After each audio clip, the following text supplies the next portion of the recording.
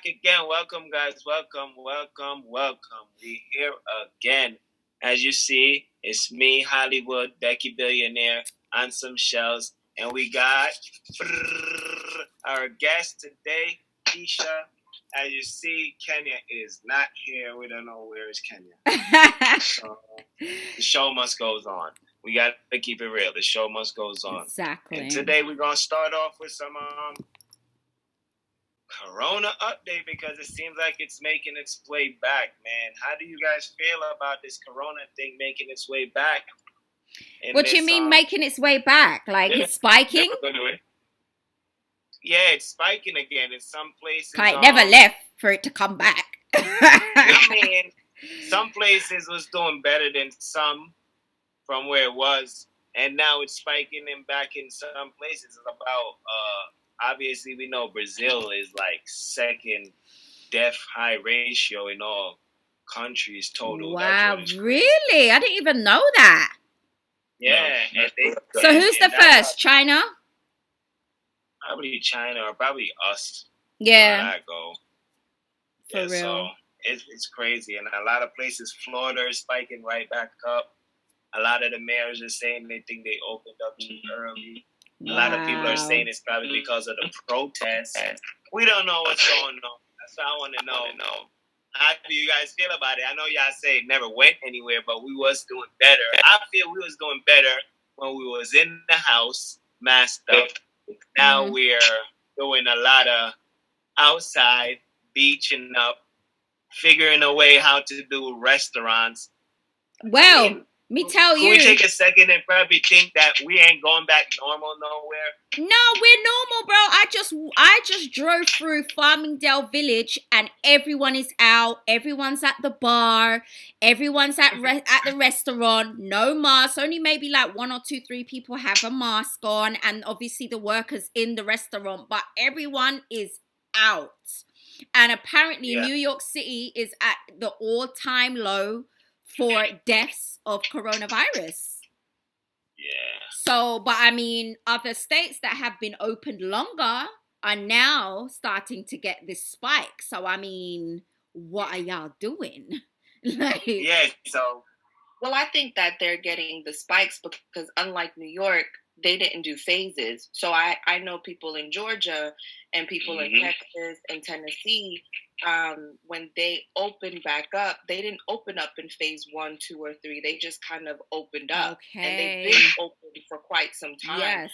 So is it a matter of the protest? Yeah, I don't know. More so it's a matter of you just opened everybody up without any guidelines, without any structure, without any type of safety precautions, which is why New York is probably still stable because we have phase 1, 2, and we're not in 3. You know, when you just open things up after being closed for so long, what do you expect at some point in time? Right. I think it's a distraction to try to say it's the protest. But I do think that because some states just wanted to open up and they opened up so freely, spikes are going to be, there are some states that I know didn't have any issues when they had shut down for like 2-3 weeks or a month at a time. But now that they're back to being open, here we have things happening. People are able to fly within the country again. So you have people, you know, go in different places. I know I have clients who are in different places. They say people don't wear their masks. They look at you crazy if you're coming from New York because we have masks on. They don't have masks on. So I think that's also some of the issues. Just open dramatically, and we're in phase, like, because we're in New York right now. We're going through our phases. Do you think they might put our phase on a hold because they're seen as a respike, or we just take our little steps and keep trying to get to the? I think they should continue taking the steps because it has to open at some point. So I think continue to take the steps and the guidelines, like what Keisha was saying, but just don't open up and think, all right, everything is back to normal. Like, still practice your social distancing, still wear your mask, still wash your hands. Yeah, definitely. Me personally, I don't know how to feel about it. I feel like we was all doing well when we was all wearing a mask. I don't think we have to stay inside, but I think we should make protecting ourselves against corona a priority too. Definitely. And getting into, I know some people call it a distraction, but it's a great time now because we're making so much steps ahead for Black people in this marching and the loss of, George Floyd. Hate that it has to be because of him and other life loss. Hopefully he didn't die in vain, like the rest, like all the others. But yeah, all these Black Lives marches, do you think these marches is really making a bigger impact more than the other marches that been going on? Went on in the past. Symbolism wise, yes. Structurally, no. Because people are still dying and people are still getting locked up. So symbolism, yes, like people are starting to be more aware now, and like they're starting to take down flags and name streets. So symbolism wise, yes. But when we're talking about systematical structure, no, because that's still intact. So we still got work to do, as far as I see it. The question was, is it different from what it used to be back in the day? Mm-hmm. Think about it. Back in the day, in the 60s, weren't people dying and going to jail? I think it's a lot. I heard someone say, when you make racially behavioral modifications, you don't really make a lot of change. So that means racially behavioral modification.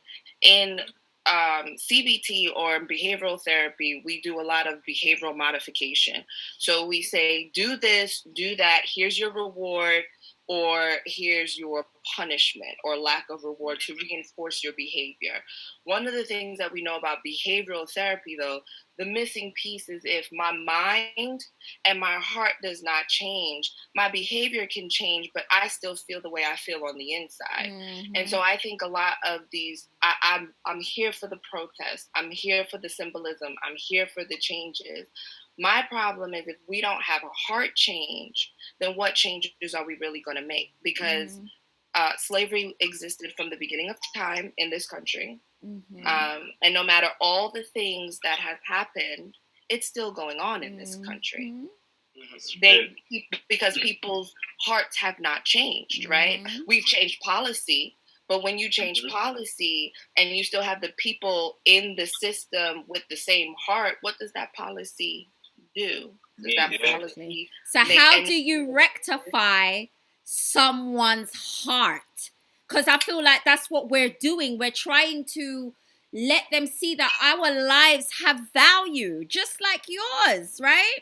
But I don't think they're trying to rectify their heart. I think me personally, I do think these marches and protests are making a big impact now, especially for the time, because it's not about changing your heart. A lot of these people, if they don't want to be aware, it's clear to be aware now. You know what I mean? If you're aware, but all right, cool, right? You've got people that are aware and that are willing to protest with us and stand with us. And then you have others that are aware and it's on the complete other side. They're showing you they don't like you. Their heart is where their heart is, right? Okay. And a lot of them at this time, like we never seen before, is paying a big price for that type of hate and display of the hate. We clearly can see this on the social media platform. These white people who's in a race displaying their racism, they're losing their jobs, you know what I mean? Like the police officers should be doing when they're killing other Black people. But yeah, we're making steps, I believe, you know what I mean? Unity, white people. I'm not discrediting the protest. I'm not discrediting it either. I think the protests are necessary, but I think if we want lasting change, you do have to have conversations that will change people's hearts. Mm-hmm. Why? Because it will just continue to go from overt racism to covert racism. Mm-hmm. You know what I'm saying? Mm-hmm. I just get better at wearing my mask. Yeah. We wear masks all the time. Yeah. So if I know I can't overtly criticize or discriminate against you, I will subliminally subliminally do certain things because my heart hasn't changed. Or I'll create my own business. You fire me, I'll create my own business. At the end of the day, there's going to be someone who's going to support it who has the same heart. Okay. And so if we don't expose that in addition to the protest, then we will continue to repeat the same cycles of insanity. Because where are all these people that are fired going? Where are they going? Because they haven't changed how they feel. They just been fired. So where are they going? They're being fired, and now we need to keep protesting and keep pushing forward on these matters so we, people like us, can get in position like that so we can hire and fire who we want to and stand for what we want to. That's what the game got to be, you know what I mean? Now it's time where really got people, white people, young kids. Eventually, these young kids who is marching and standing for things will be in power. Just like the same white kids probably that's marching and the same black kids. So what about the ones that are in power with the heart that doesn't care, growing their kids to hate also? There's always two sides. We're trying to get out. Those are the bad apples we're trying to get out. So how do you get them out? Where do they go? They don't disappear. I mean, clearly we go in position and try to replace, and now we have laws and things. That's what it got to be. Enforcing things in power. That's what I feel like was really stepping forward now. Power. I see your point, but I think that the protest and what has happened has created opportunities for conversation. Mm-hmm. I think people have to have conversations. If you want to really know people's heart, I have to talk to you, but I also have to feel safe to talk to you. Mm-hmm. If you have a conversation with a person who's not of color, let me be, a person who's not of color, whatever. A white person. We keep it real. We're here to keep it real. We keep it real. A white person. Well, I mean, I don't know if you consider other folks who are not black, not of color. Spanish, Latin, whatever they are. So if someone came up to you and say, yo, I have some racist tendencies and I really don't like black people, what would the conversation look like? How would you receive that? Me personally, I would ask them why. Like, what are you? I want to know what's in your mind. Because you obviously have some sort of views, or did something happen to you? Did a black person do something to you? I mean, I would want to know why, and then we can start a conversation right there. What about you two? How safe could a person feel to have that conversation with you? I just want to know where is the animosity coming from? Is that a personal animosity between you and I, or is that historic? If that's historic, this is where the heart gets into play. Because now that heart, I can kind of change that, because I can look at you crazy too. I can look at you as a crazy black person. If you want to get into history, But I don't want to do that. I'm not going to look at it. I don't have no personal issue with you. If you have a personal issue with me, then, there we have a problem. But if you're racist and you have I can try to educate you on that. Exactly. That's what we can do. We're not animals. We're not going to pounce on you. We're not going to stalk you in the night and eat you like an animal. You know what I mean? That's not what we do. We're humans just like you.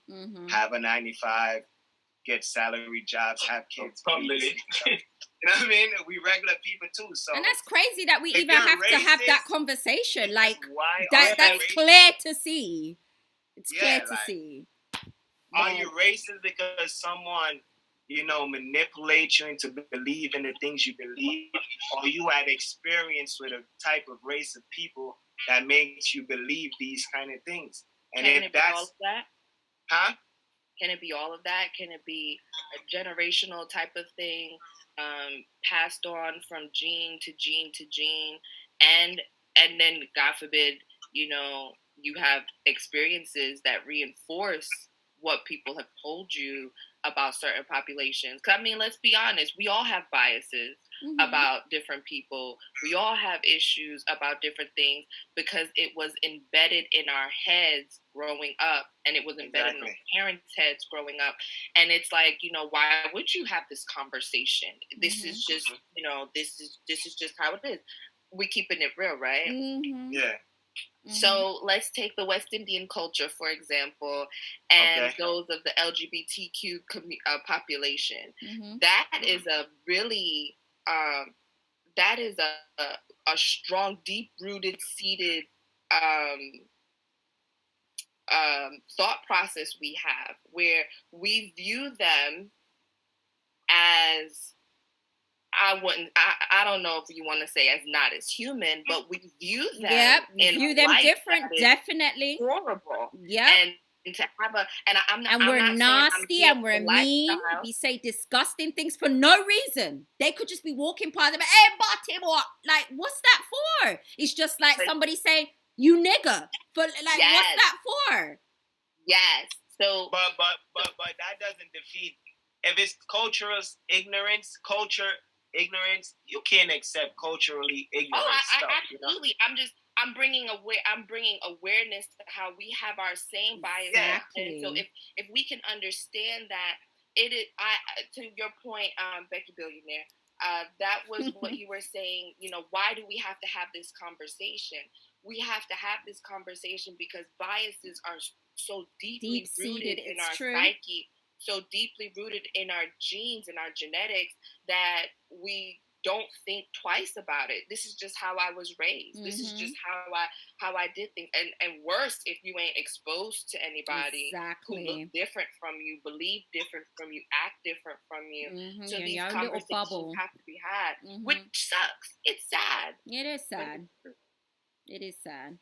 Because for me, I've never had to have a conversation about accepting gay people. Like, I just understand that you're a human being and you're grown and you can love on whoever you want to love on. But in the West Indian community, that is like a taboo subject. Like, you cannot talk about it. You cannot. So, but like everything though, everything has history behind it and reason behind everything. So we can't just look at those stuff as a surface, just like racism. Because like I said, definitely we can't look at it as a surface. It's deep-seated. If you want me to be a absolute frank, we should be the one doing all of the torturing and the violent stuff to them. But we're not doing that. We the one who've been abused. You know, we're the strong one now. We the one who can bully you now. You know what I mean? It's like your little brother become your big brother. You can't bully him no more. Like, I feel like we should have been done it. I feel like this should have been done 100 years ago. I mean? I'm not because I was about to play devil's advocate and say, well, what purpose would that serve if we? Yeah, I'm not for the violence. You can always hear me say I'm not the one for the violence. That doesn't do anything. I am, because if somebody kills my child, I'm killing yours back. It's just simple as that. An eye for an eye. I mean, that's different now. That's but that's what they're doing, bro. They're killing people's children. They're killing people's children. There has to be some sort of consequence. That's how we know not to mess around with them, because we know that we got to deal with the consequences of that. But see, now back to behavioral. When we think about behavioral therapy, there's things called positive reinforcement and negative reinforcement, right? Okay. When you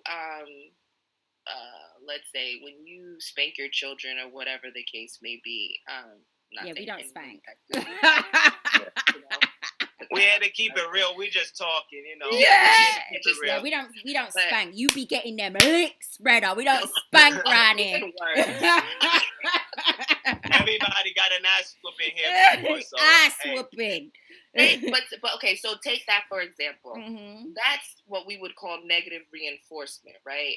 And when we think about negative reinforcement, how long does negative reinforcement work before you just kind of do whatever you want to do because you understand the consequences that you're about to get? Not long at all. I mean, negative consequences didn't really work for me. I mean, I knew what I was going to get. But for the slave, it worked. Smarter. What's that? For the slave, it worked because they had to deal with consequences all the time. If they didn't pick enough cotton for the day, if they ran away, if they planned revolts, they had consequences. But why do you think slavery ended? It ended because the stock market came in and they no longer needed the bodies. Well, benefits. That's keeping it really real. They didn't need us anymore, so they were like, "All right, bye," and they didn't know what to do with us. Better off. It was better they didn't know off what to do with us. Work a different. system. They didn't need us But anymore.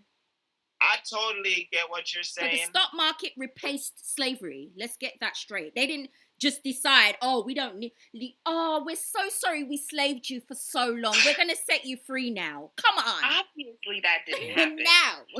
But for the ones that got away, for the ones that escaped, Right. knowing the negative consequences that they were going to get, the negative consequences didn't stop them. No. Because at the end of the day, they wanted to, for lack of better words, they wanted to do what they wanted to do. Now, what they wanted to do was to have life and have it abundantly, and they didn't want to be looked at as no animal and as just, our economy and all of these, yeah. But negative reinforcement didn't work. It doesn't work. Now, I'm not saying that they should have positively reinforced us, right, so that we could sit here and work. I mean, me personally, since we're talking about positive and negative reinforcement, I think you just gotta have a mixture of both, and that's the mixture of both is called respect. And we respect each other, we have negative and positive, because it's just like us. If you use negative reinforcement every time, it's gonna come a point where I'm just traumatized and I totally fear you, and I just submit. And that's what's happened to the black man. That's what's happened to the African American black man. To the abuse. They are crippled with fear. Crippled. And it's like with it. You take the bare minimum. You're like a dog out there with your master. But that doesn't serve you no purpose. What that is it brings about a traumatic response. Mm-hmm. It's like, how do you get people to follow you? Mm-hmm. Do you get people to follow you through fear, or do you get people to follow you through love? Mm-hmm. Who will follow you more? Will I follow you more if I love you and I respect you and I honor you, or will I follow you more if I just am afraid of you? At some point in time, something in me will rise up to say, I can't take this fear anymore, and I will do whatever I want to do. But when I love you, I will go to the moon and back for you. Well, guess what? Let me flip it. That's what's happening to America right now, because everyone fears America. And right now, the world is fed up of America being big, bad bullies. They're fed up. They're standing up. That's what it is, because they're bullies, and everyone in the world knows that. They go into people's place and take their stuff and their people, and everyone knows that. And look, that goes to show that's the fear, right? Positive, the love and all of that. Yeah, I can do it to get the love, but eventually you will always seems to wander off where else you can get the better from. Yeah, love alone is not going to help with it. When you respect, it helps, but it's not going to work alone. And understand that, you know what, I can't do without. Let's understand that we come to agreement that we both need this. That's how the ally of American and Europe started. I feel like we realized that it's best to respect each other, and it's better. And it's been working. No, what it is, Europeans and America, them love war, and if they never signed a treaty, they would have just killed off the whole of them race, because they love to fight. That's what they know. That's their makeup. As we were talking about the other day, Andre, they've always had to fight. That's why they created guns. They've always had to pre-evil. Yeah. Because they've always had to fight for food. They've always had to fight. So they've always had to pre-evil. So they had to come to an agreement to say, yo, we have to stop killing off our one another, because there'll be nobody left. When I grew up in Europe, and when I learned their history, their history is crazy. And they kill off their one another all the time. Before we get off racism and Black Lives Matter and all that, do you think white people fear us, or they know they're in control? No, they don't fear us. They tried to play that story. Keep it real. I think underneath it, there is a level of fear that comes from uncertainty. Mm-hmm. Now, they may never say it, but I think that there is a level of fear, because there are very core, emotions. Fear being one of them. And that's for ignorant white folk, not smart white people. That's for ignorant little red hillbilly. But I think I think the fear is something that's deeply rooted on the inside of you. And when you fear someone, especially because you don't know, one of my clients said it really good the other day. He was like, when you don't know about a person, he said the uncertainty breeds either chaos or curiosity. And with the chaos, sometimes that breeds fear and hatred. And what you don't understand and what you don't know, you create your own assumptions about it, and you do what you need to do so that you can control the situation because you feel out of control. I honestly think back in the day, way back when, there was a fear of their genes being extinct to us because they have a submissive gene and we have a more dominant gene. And so when you think that your existence is going to be eradicated, no matter how irrational that may seem, you go into what is called survival mode because you have to make your species survive. That's what Adolf Hitler was trying to do. You will flight or you will freeze.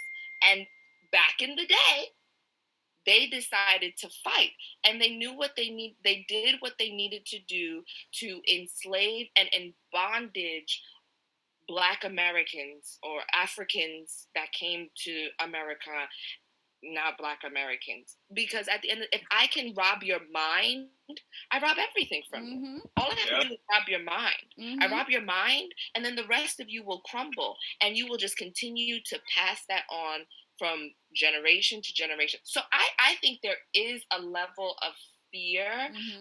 Will they ever admit that? No. Probably nah. not. Not that extent. They'll say that they're scared of us because we're big black man. That's it. Now, yes. Man, oh man, we know what's going on. A lot of people's favorite rapper still, the Snitch 9. He's doing his thing. Snitch 9, I like that name. My favorite rapper right now is definitely Little Baby. Did you guys hear that song? Yeah, man, he's killing it, man. For the moment.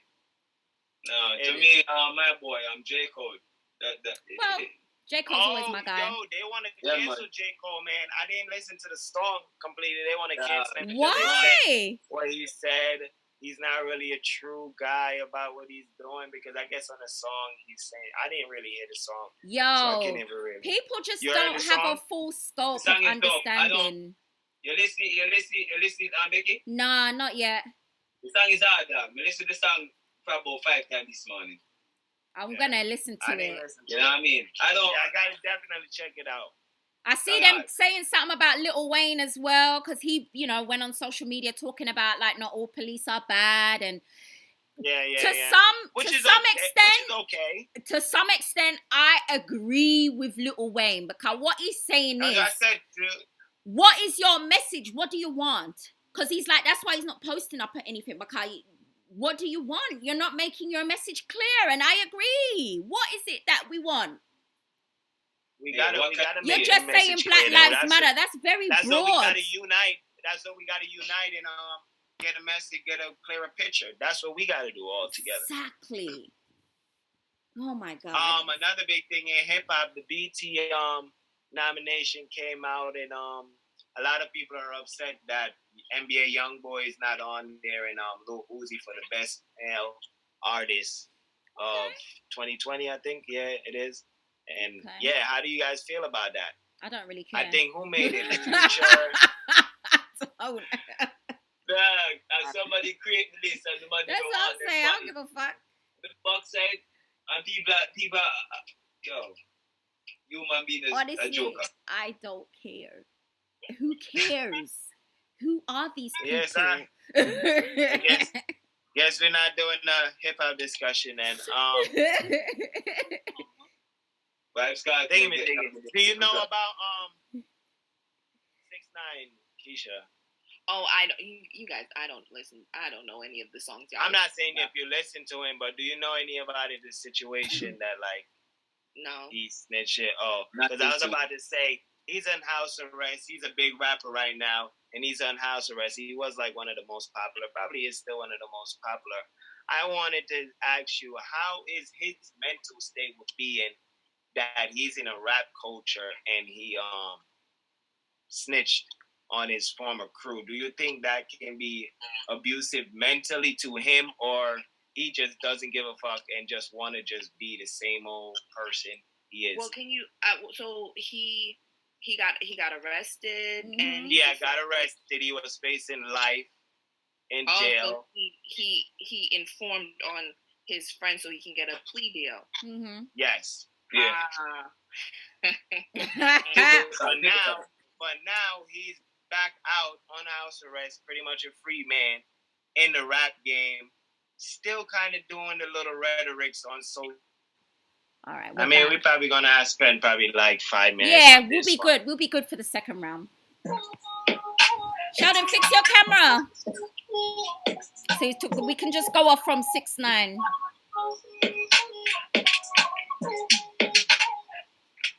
Andre, you your side, yeah. Your camera. Andre, flip the camera. You doing it working? There you go. Yeah. That's it.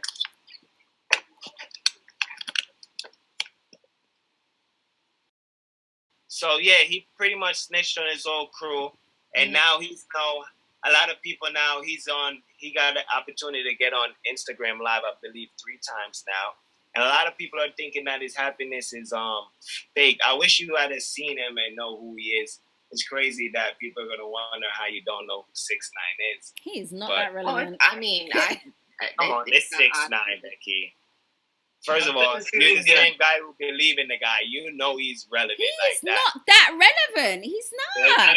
I know about him because I'm into popular hip hop culture, but he's not that relevant, bro. He should be that he's not that relevant when you guys were the first believers from coming out of jail. Yes. No, not even. I'm not backtracking. I still back my chat, but I'm saying he's not that relevant because of his relevancy. Yeah, well, he's obviously not all that relevant because Keisha don't know him.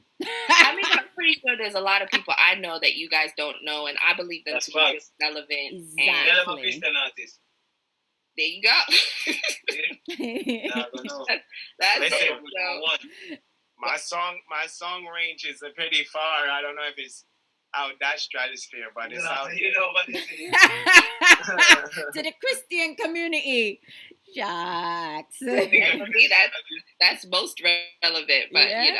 All right, so since you don't know anything about that, a lot of people are going through this corona stuff. A lot of suicide is up. They said, do you think it's actually these moments are actually weighing on the people to where they're committing suicide? I have talked to a lot of people, and a lot of people are feeling like this time we're in are weighing on them mentally, physically, and even on their health. Do you really think times like this can do this to people? Absolutely. Because, I mean, I think more people than not have mental health issues. Now, I like to make it known that there is a difference between your mental health and mental wellness and mental illness. You know, in order for something to be an illness or a disorder, it has to impact 3 different areas of your life: social, home, work, or school. So we all have a taste of depression. We all have a taste of anxiety. We all have a taste of, whatever.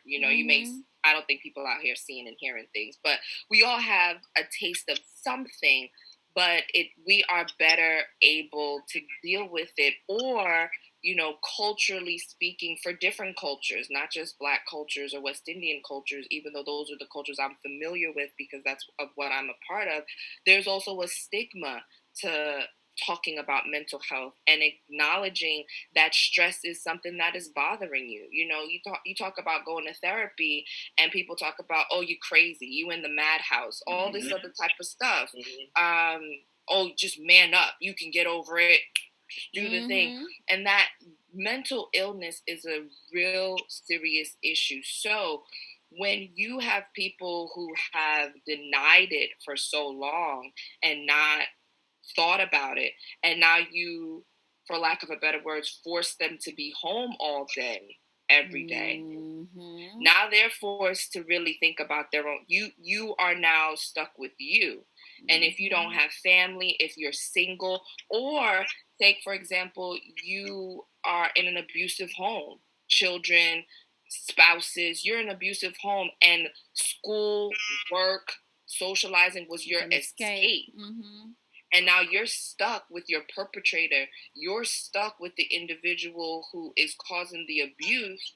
What are you going to do, especially if you didn't have anyone to talk to, especially if you felt shame associated with that? So I think that times like this, which are times of uncertainty, right? Mm-hmm. Times of change, we become fearful. We don't really know what to do, which is why they call it a pandemic. Panic plus epidemic. Mm-hmm. There is a panic going on. That's a whole other thing. I'm not even going to get into that. But there's a panic going on. And another episode.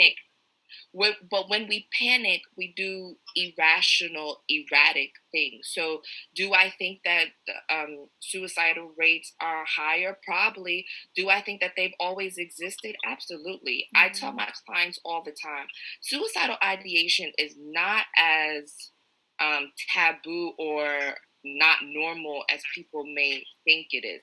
We all think about, what it would be like if. Mm-hmm. Maybe I should not be. We may not verbalize that I want to kill myself. We may not verbalize that I want to end my life. We may not verbalize I'm about to jump off this bridge or cut myself. But realistically speaking, it passes through your head. Mm-hmm. I would say a majority of us. I won't speak for everyone. Yeah. But I will say a majority of us. Yeah, you get to a point. That's common. Yeah. Thank you. But if we don't talk about it more, it becomes so taboo, mm-hmm. and people won't express their suicidal ideations, because if I say it, then people are going to call the cops on me. They're going to admit me into a psych ward, when really I'm just having a conversation about how I'm feeling. So do I think that this can trigger people's ideations? Absolutely. Especially if you're by yourself, you've stripped away a lot of people's norms, right, and normals. That's a whole nother conversation. But a week ago, 2 weeks ago, I never that England said. What's that? I mean, I'm not talking specifically for that. Obviously. Oh, all right. So yeah, that's a whole another story.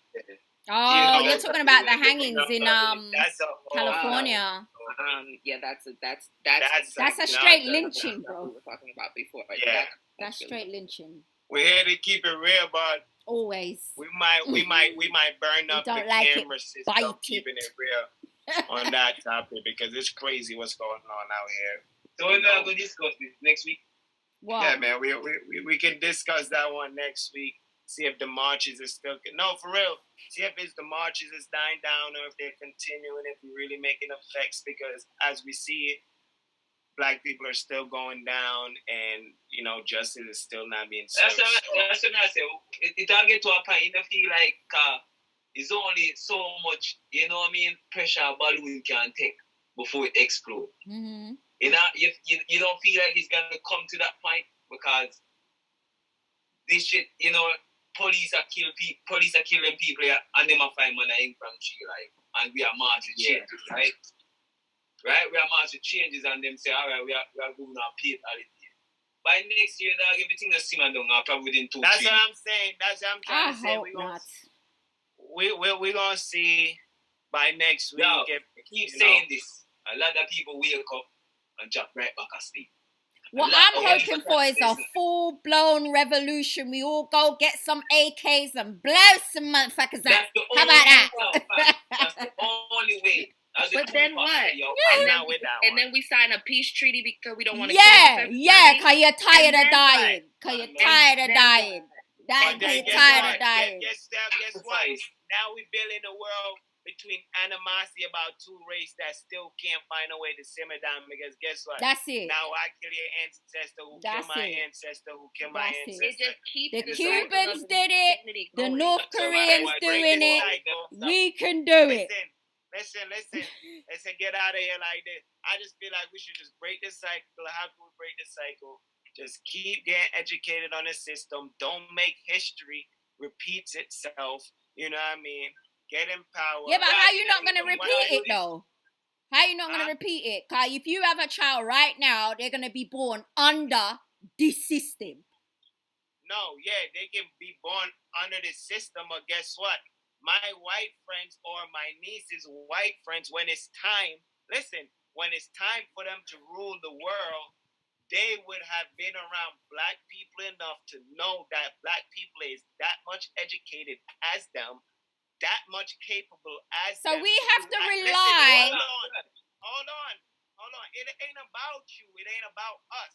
Just like how before it wasn't about them. It was about us. Now it's time for us to be able to can make sure we educate the other ones so their nation can be birthed. And then we're in power. So what about the ones that are not teaching their children? Yeah, we're behind. No, people will be teaching. How do you know that? As I said, there's people out there showing you hate, point blank hate. Look what's happening now.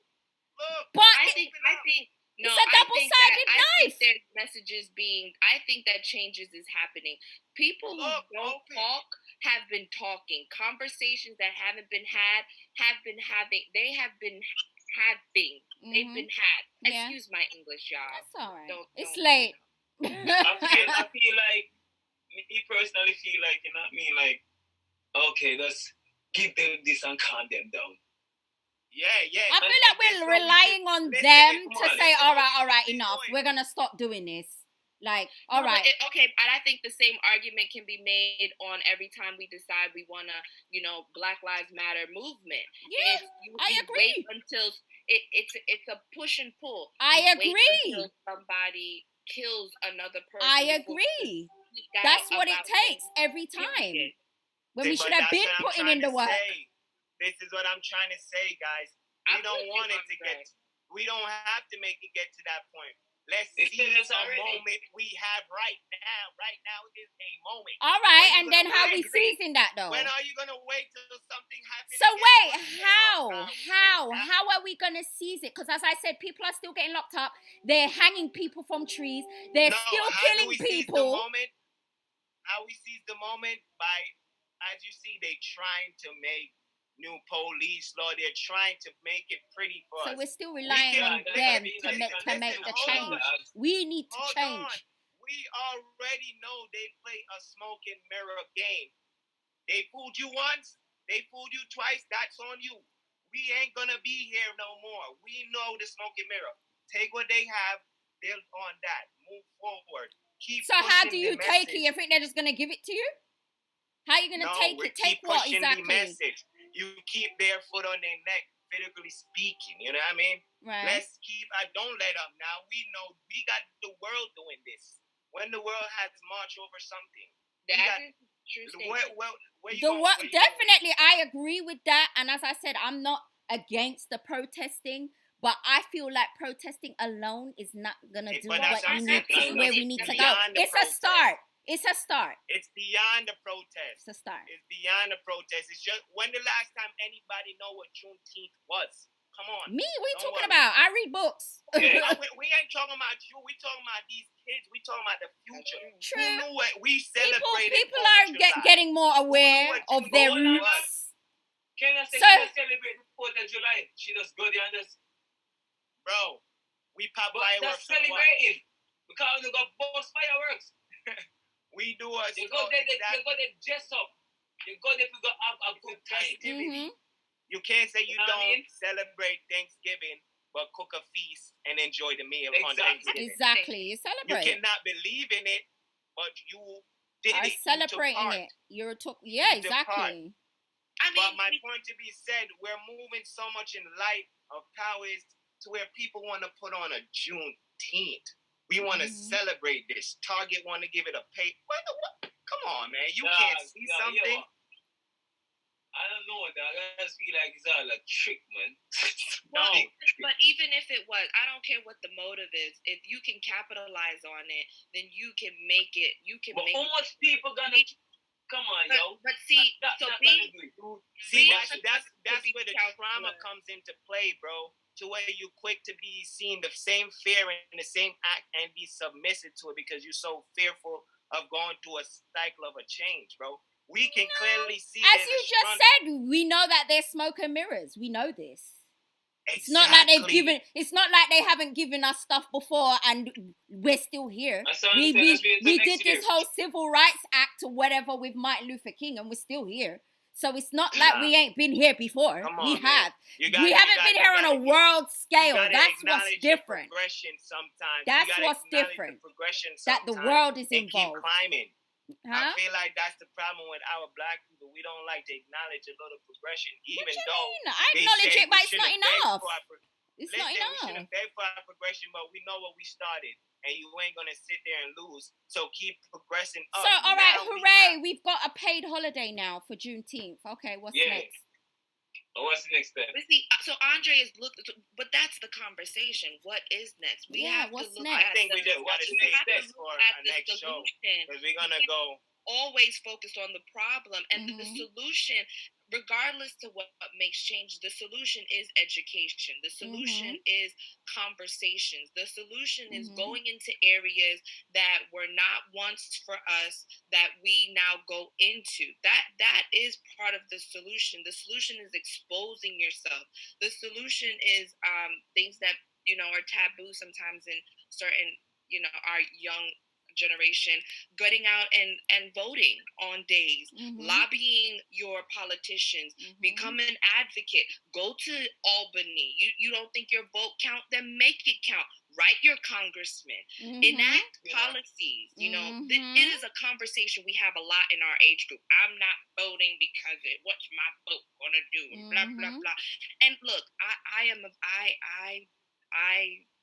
am bad with voting in all elections, right? Because it's small elections that really make a difference. I'm really bad at that, and I'm not partisan. I vote on who's going to say. I vote on who's going to do what needs to be done. At the end of the day, that's the right way to vote. There's evil in both. Exactly.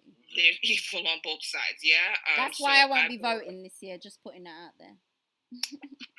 So that's why you won't be? Yeah, I won't be voting because I'll be choosing which evil do I want. I never vote. I don't think I will ever vote either. See that, but that's what I'm saying. So if you don't vote, do you lobby? Do you advocate? Do you write your? I'll do local voting, like mayors, because they will actually enact change that I can feel. That's what I'm saying. You get what I'm saying? I think even it's the local votes that really make the difference, and that's where we need the education. Exactly.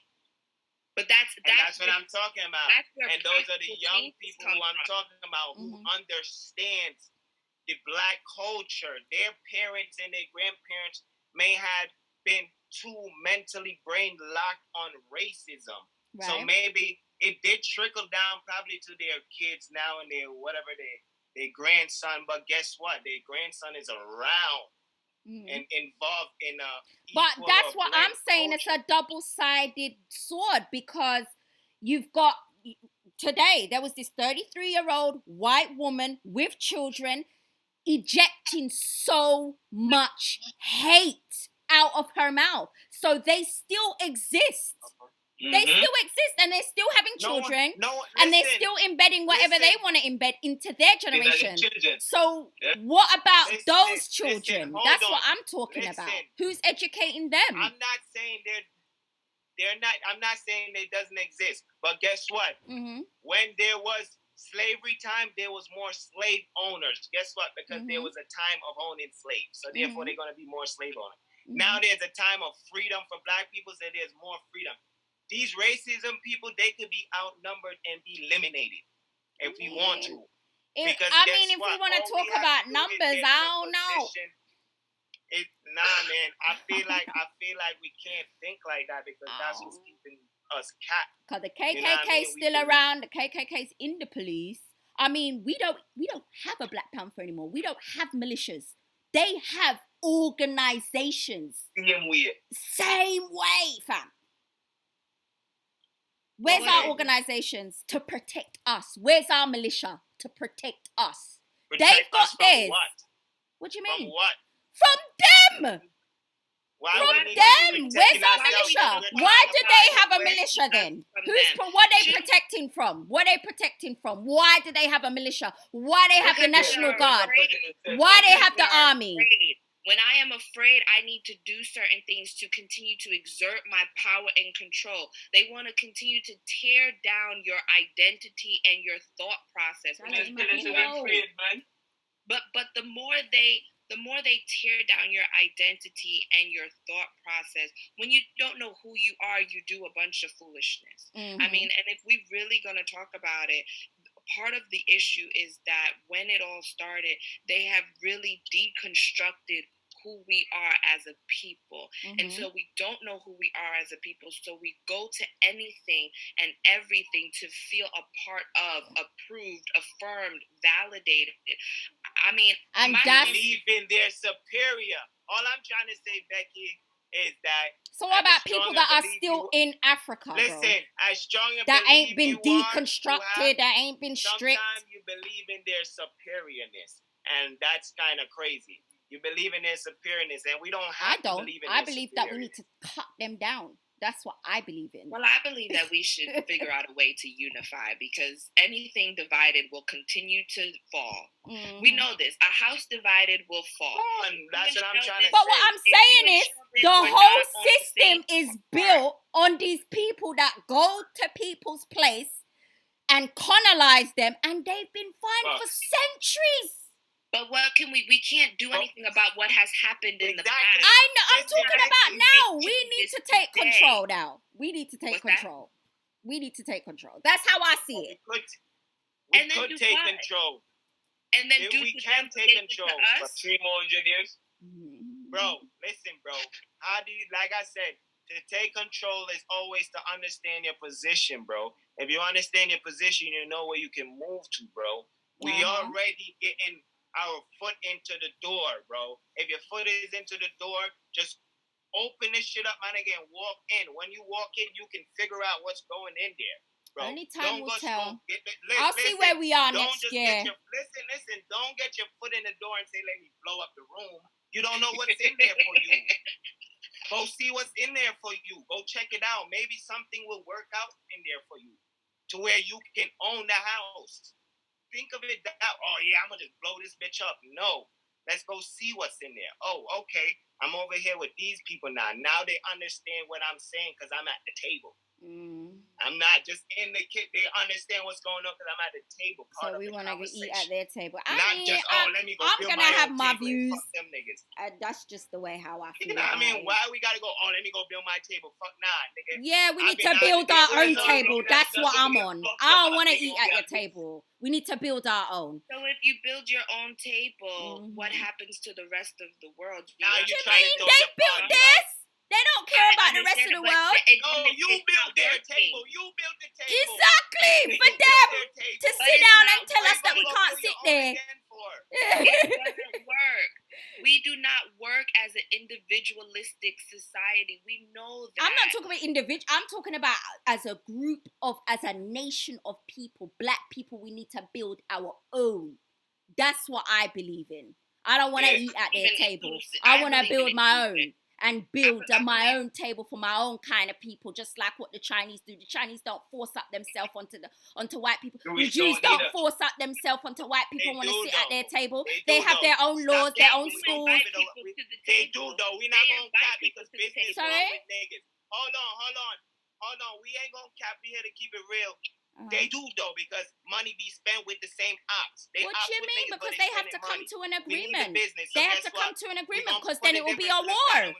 They have to come. They sign treaties. Right. There has to be some type of. They sign treaties. But they know who they are, and because they are inclusive and collective, they can do it more strategically. But I think that bodies have to drop, fam. What are you talking about? Bodies had to drop. That's why you have wars, fam. Bodies had to drop. That's why you had wars. You think these people just went over there and shook hands and signed treaties? Bodies fell first. Why do you think wars are around? We ain't been in no war yet. We were just slaves. Of the world of which we live in, that is what opens people's eyes. But if you want to make changes, you can do something different. I just believe you could do something different. I think if you continue the same. Do what different though? But the thing is, us retaliating, that's the difference. Because what we're doing now, we've done.